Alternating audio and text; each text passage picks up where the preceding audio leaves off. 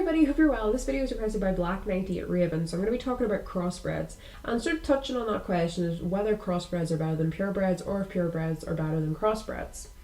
So with crossbreds, you have different kinds of crossbreds, and I'm going to touch on that first.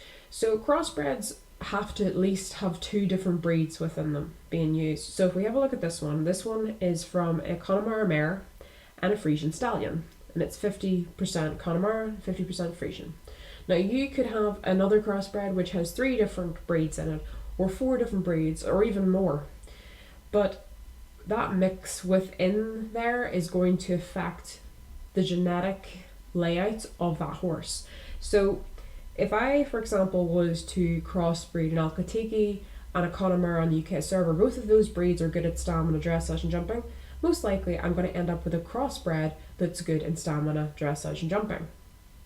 But in this particular occasion, we just quickly open these and I'll show you. So the Connemara, as we know, is good at stamina, dressage and jumping. Now what that has in common is, if we have a look at this one, the Frisian was good in stamina, dressage and speed. Jumping's not so great.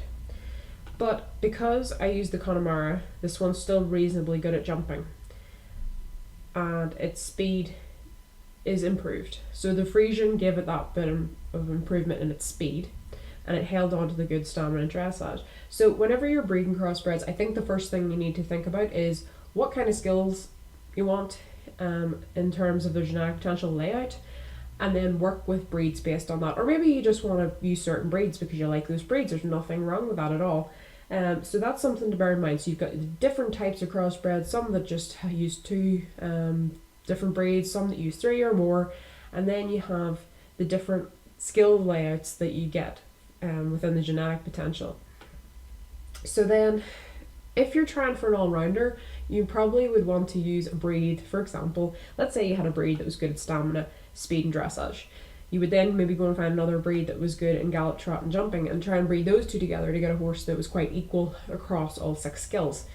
As equal as you could make it. Now you could get really into trait breeding and trying to really hone those skills in, and I do have a video on trait breeding. It's kind of talking more about it in purebred, but it can still be applied, I would say, in crossbred breeding to a degree, if you want to have a closer look at that.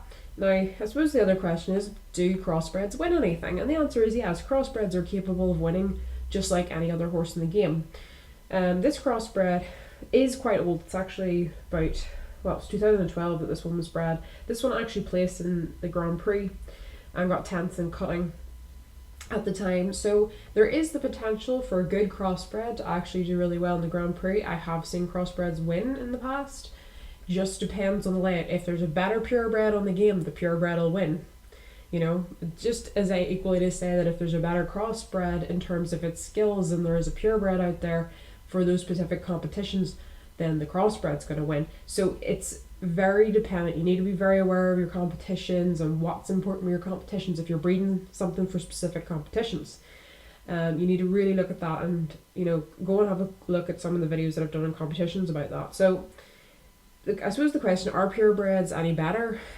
I suppose where the argument would come in is you can't make VIP teams for crossbreds. You can make your own personal breeding groups, but I suppose crossbreds aren't valued the same, and you don't tend to find that there's a very big market. There are some people who are very interested in them and they work really hard on them, but then you have a lot of people that just solely focus on purebreds, and that's where the bigger market is, and it's more widespread, and so it's probably easier to sell than a crossbred would be. But if you have a good crossbred, you know, there's nothing wrong with selling that and it doing well and you getting a good price for it. So it's very dependent, obviously, on your server as well. I mean, I wouldn't tend to that I would see any crossbreds winning now. It would be purebred horses, because those teams are focusing on producing those really good purebred horses. But there's absolutely nothing wrong with doing crossbreeds if you enjoy it, if you like it, whether you decide that you enjoy crossbreeding and want to do it. So don't let anybody put you off it if you don't feel, you know, if somebody's saying to you, oh, that's a waste of time, it's your time, and if you like doing it and you enjoy it, stick with it.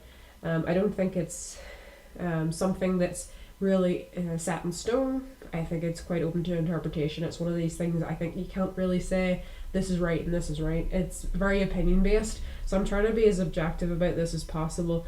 So I'm going to leave it there, guys. Thank you to Black 98 Raven for requesting the video. I hope you have a lovely day. Bye bye.